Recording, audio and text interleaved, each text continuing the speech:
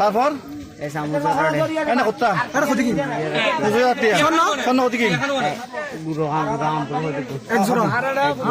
তারপরে কত হবো তালিম মাস্টার তো হতুন আর হতুন রবিদাস নাকি দেখে কিছু না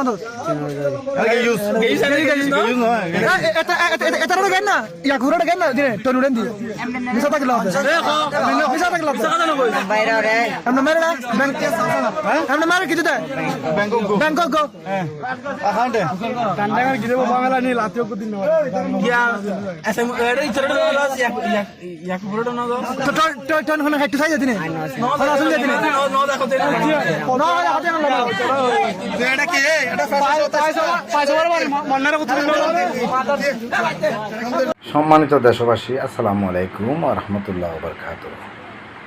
এতক্ষণ যা কিছু শুনছেন, আপনারা দেখছেন, সব কিছু আপনাদের মন্তব্য আপনারা জানাবেন।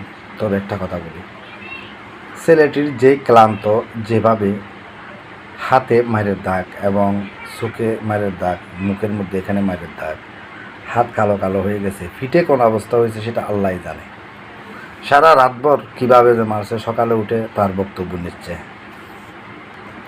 সে স্বীকার করছে, চুরি করছে, এই করছে, সে করছে, সব কিছু স্বীকার করাইছে। কিন্তু ছেলেটাকে মারার কারণ কি? তোমরা কারা? মারার অধিকার তোমাদের কে দিছে? দেশে আইন নেই, আমাদের ইউনো মহাদয় নেই, ফটিকছড়ি ইউনো মহাদয় নেই, ফটিকছড়ির মধ্যে কি আইন নেই? এই যে এই ভিডিওটা ছেড়ে কী বুঝাতে চেয়েছিলে একটু জানাবেন, বাকিটা কমেন্ট বক্স।